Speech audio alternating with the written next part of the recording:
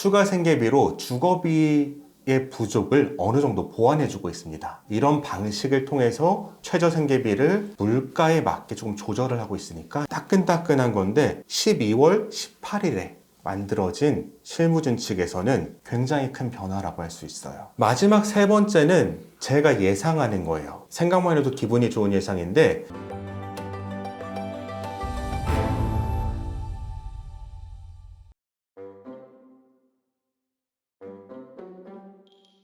이제 또 새해가 시작되는데 네. 또 새해에는 어떤 변화가 있는지 한번 또 정리를 해주셔야겠죠? 네, 이번에도 새해를 맞이하면서 어떤 변화가 있을지 가장 중요한 거 세 가지를 한번 추려봤어요. 첫 번째는 매년 그랬지만 최저생계비가 올랐습니다. 그리고 이번에는 역대급으로 많이 올랐어요. 1인 가구 기준으로 약 143만 원이 됐습니다. 올해는 133만 원이었으니까 거의 10만 원이 오른 거죠. 이 최저생계비는 전국적으로 공통돼 있어요. 그래서 상대적으로 좀 지방법원 관할 같은 경우에는 여유가 있어요. 왜냐하면은 생계비 중에 가장 큰 부분을 차지하는 부분은 보통은 주거비인데 지방과 서울의 주거비 차이가 어마어마합니다. 그래서 지방은 상대적으로 좀 여유 있는 반면에 서울에 거주한다면 이 최저 생계비가 부족하게 느껴질 수는 있어요. 다행히도 서울외생법원은 추가 생계비로 주거비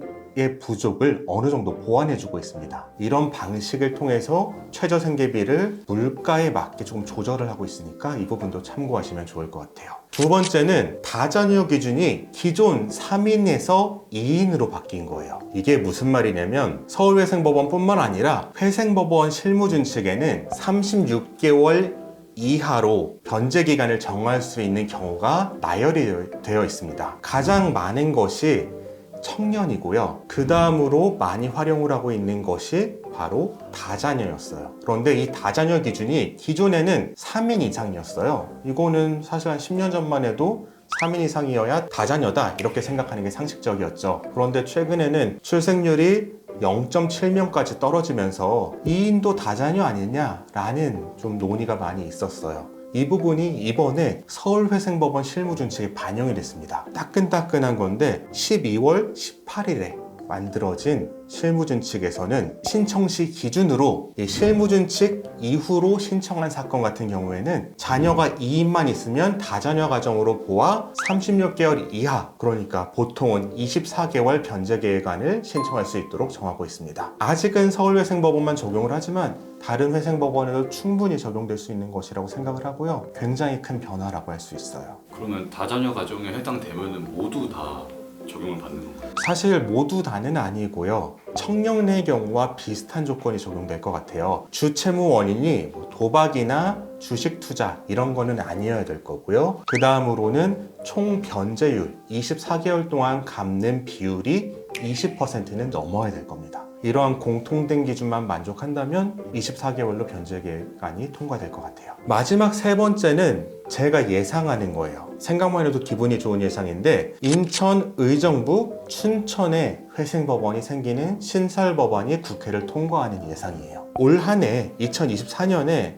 드디어 대구, 대전, 광주 회생법원이 신설이 되었거든요. 그런데 여기만 신설되고 인천 의정부 춘천회생법원이 신설이 안 될 이유가 하나도 없단 말이에요. 지역별로 차별을 하는 것도 아니고요. 그래서 이거는 정말 시간의 문제인데 대구, 대전, 광주회생법원이 내후년도 26년도 3월에 신설될 예정이니까 가급적이면 동시에 신설을 하자라는 쪽으로 추진이 되어서 내년도에는 법안이 통과되었으면 하는 바람이 있습니다. 그러면은 올해도 개인회생은 계속 또 늘어날까요? 많은 고민을 해봤어요. 그 내용을 여기에 넣을까 말까. 그런데 두 가지 다 가능성이 있을 것 같아요. 줄어들 수 있고 늘어날 수도 있어요. 줄어든다고 보는 쪽은 뭐냐면 이미 많이 다 하고 있기 때문에 줄어들 거다. 늘어난다고 생각하는 이유는 뭐냐면은 이미 많이 다 하고 있지만 경제가 어려워서 필요로 하는 사람이 더 증가할 거고 기존에 하는 사람들도 실패해서 재신청을 하기 때문에 늘어날 거다라는 예상이 둘 다 돼서, 그리고 최근에 보면은 굉장히 가파르게 신청자 수가 증가하다가 올해는 10% 선으로 딱 멈췄거든요.